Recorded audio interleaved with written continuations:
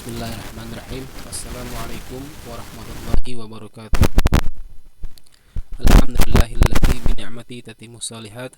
Asyhadu an la ilaha illallah wahdahu la syarikalah wa asyhadu anna Muhammadan abduhu wa rasuluh. Allahumma shalli wa sallim ala nabiyyina Muhammad wa ala ali Muhammad. Amma ba'd. Alhamdulillah, puji syukur marilah kita persembahkan kepada Allah Subhanahu wa taala atas segala nikmat yang telah Allah berikan kepada kita semua. Salawat dan salam selalu tercurahkan kepada baginda Nabi Muhammad SAW beserta para keluarganya, para sahabat dan para pengikutnya yang setia hingga akhir zaman. Baik, pada pertemuan hari ini kita akan melanjutkan materi pada pelajaran bahasa Indonesia, dan hari ini kita akan membahas bab 7, yaitu tentang surat menyurat.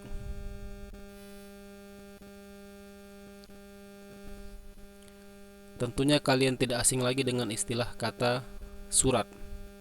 Mungkin kalian juga punya pengalaman, yaitu menulis surat kepada seseorang, baik itu teman, keluarga maupun ke orang lain.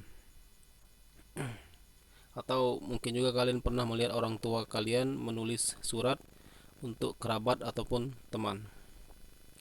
Jadi surat adalah sarana komunikasi secara tidak langsung dalam bentuk tulisan yang mudah dilakukan baik dari jarak jauh maupun jarak dekat untuk menyampaikan informasi oleh satu pihak kepada pihak lainnya. Jadi surat ini merupakan salah satu media atau bentuk komunikasi dari satu orang atau suatu pihak ke pihak yang lainnya. Untuk sekarang ini ada juga istilahnya surat elektronik, ya, yaitu email. Jadi bukan hanya surat berupa kertas seperti yang dilakukan oleh orang-orang pada umumnya, tapi juga sekarang dengan kemajuan teknologi ada namanya namanya surat elektronik atau email. Jadi dari pengertian surat tadi, maka dapat kita simpulkan surat memiliki berbagai fungsi. Yang pertama yaitu jelas fungsi surat sebagai media komunikasi, ya, media komunikasi. Yang kedua yaitu surat berfungsi sebagai bukti tulis atau bukti tertulis, khususnya surat-surat resmi, ya, yang berhubungan dengan dokumen-dokumen resmi. Tentunya surat merupakan bukti tertulis. Selanjutnya yaitu surat juga berfungsi sebagai alat pengingat. Misalnya surat tagihan listrik, ya, surat tagihan air, ya, surat tagihan pembayaran iuran sekolah dan lain sebagainya, yaitu alat pengingat. Selanjutnya surat sebagai bukti historis, ya, bukti historis ini artinya fungsi surat untuk mengenang, ya, kejadian atau cerita yang pernah terjadi atau dialami oleh seseorang. Selanjutnya surat juga dapat berfungsi sebagai pedoman kerja, khususnya yaitu surat yang berhubungan dengan dunia kerja, misalnya surat kontrak kerja, ya, surat perjanjian kerja. Dan fungsi surat selanjutnya yaitu sebagai duta organisasi atau bukti dokumen dari sebuah organisasi, misalnya OSIS, ya, kepramukaan ataupun organisasi lainnya. Ya, selanjutnya seperti yang kalian lihat, bisa dilihat di halaman 135, berdasarkan isi dan jenisnya surat dibedakan menjadi dua, yaitu surat pribadi dan surat dinas. Untuk surat pribadi sendiri itu dibagi menjadi dua, yaitu surat pribadi yang isinya atau bersifat kekeluargaan. Contohnya untuk keluarga, kerabat, bisa juga untuk persahabatan maupun perkenalan. Itu surat pribadi yang bersifat khusus, ya, kekeluargaan, pertemanan maupun perkenalan. Jenis surat pribadi yang kedua yaitu surat pribadi yang bersifat resmi atau disebut juga dengan surat resmi. Contoh surat yang ditujukan dari wali kelas, ya, kepada orang tua atau wali murid, atau surat dari kepala sekolah ke wali kelas. Itu merupakan surat pribadi tapi yang bersifat resmi.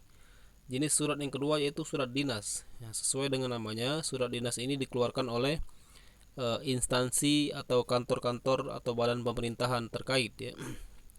Misalnya surat dinas pendidikan Kota Palembang, surat dinas Kementerian Agama, surat dinas Kementerian Kesehatan dan sebagainya.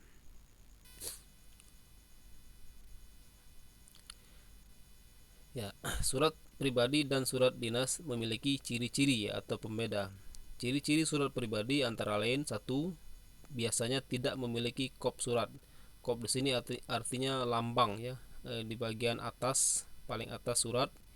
Dan surat pribadi ini tidak memiliki kop surat. Biasanya langsung tanggal ya, tempat, yang terhormat kepada, atau salam kenal ya, dan sebagainya. Yang kedua, surat pribadi tidak memiliki nomor surat, dan kata-kata yang digunakan pada surat pribadi bersifat bebas ya, atau tidak terikat aturan. Begitupun juga dengan struktur surat yang tidak beraturan, gaya bahasanya cenderung lepas ya, bebas, fleksibel, tidak resmi. Jenis kertas yang digunakan yaitu bebas ya, tidak ada aturan tertentu untuk jenis kertas. Bisa warna selain merah ya, biru misalnya, merah, putih, abu-abu atau yang ada garis ya. Dan juga ukuran tulisan ya, tidak ada aturan tertentu. Bisa tulis ukurannya kecil, bisa besar, bisa cetak miring, ataupun menggunakan bahasa-bahasa gaul ya, atau bahasa-bahasa yang tidak resmi. Sementara surat dinas memiliki ciri-ciri lawan dari ciri surat pribadi, yaitu menggunakan kop surat ya, ada nama instansi, menggunakan bahasa resmi yang baku sesuai dengan ejaan yang disempurnakan, dan menggunakan bentuk surat standar. Jadi ada aturannya ya. Dan tentunya berisi hal penting yang perlu dilakukan atau informasi penting yang perlu disampaikan. Ya, baik, kita sekarang lihat contoh ya. Nah, berikut adalah contoh surat pribadi yang bersifat yang ditujukan untuk teman ya, atau sahabat. Nah, bisa kita lihat di sini tidak ada kop surat ya, langsung tempat dan tanggal kapan surat tersebut ditulis. Di sini tertulis surat ini ditulis di Semarang tanggal 2 Agustus tahun 2007, dan langsung salamnya langsung ditulis ya, sahabatku Noni di Jakarta. Jadi tidak ada pengantar, tidak ada nomor surat dan sebagainya. Salam kangen, lihat ya, kangen merupakan kata yang tidak baku ya. Terus kalian bisa baca di sini, di situ ada beberapa kata yang bercetak miring ya. Misalnya sih, habis ya, nemuin, enggak. Ya, semuanya itu merupakan kata-kata yang tidak baku atau kata yang kata gaul ya, dari bahasa gaul. Itu merupakan contoh surat pribadi. Selanjutnya kita lihat contoh surat dinas. Nah, lihat ya, berbeda sangat jelas ya. Pada surat dinas yang kalian lihat ini, lihat pada bagian atas itu disebut dengan kop surat ya. Kop surat ini berisi tentang identitas instansi yang mengirimkan atau mengeluarkan surat. Di sini tertulis yang mengeluarkan surat yaitu PT Rocket Management. Di bawahnya ada alamat, nomor telepon, dan alamat email. Lihat ada judul ya, surat dinas, nomor. Nah, di sini ada nomor surat. Bahasa yang digunakan, kata-kata yang digunakan itu resmi dan standar. Yang bertanda tangan di bawah ini adalah direktur utama dan seterusnya dan seterusnya. Terus yang mengeluarkan juga orang yang berkepentingan, dan informasi pada surat dinas itu sangat penting dan harus disampaikan. Jadi itulah tadi pengertian surat dan jenis surat beserta beserta ciri-ciri dan contohnya.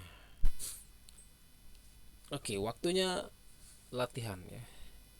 Untuk latihan, silakan buka buku halaman 135 sampai 139, 135, 136. Di situ ada dua buah surat ya, surat A dan surat B. Jadi kalian baca kedua buah surat tersebut. Setelah itu jawab pertanyaan pada halaman 136. Pertanyaan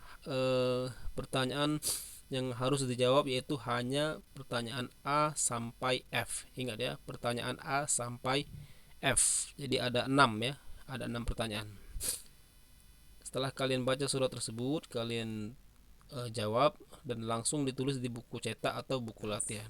Setelah itu seperti biasa difoto lalu dikumpul melalui WhatsApp paling lambat pukul 13 atau jam 1 ya, setelah sholat zuhur. Ya, kalau ada pertanyaan silakan ditanyakan di grup atau japri. Insya Allah Pak akan respons secepatnya. Kita akhiri dengan doa penutup majelis. Subhanakallahumma wa bihamdika asyhadu an la ilaha illa anta astaghfiruka wa atubu ilaik. Assalamualaikum warahmatullahi wabarakatuh.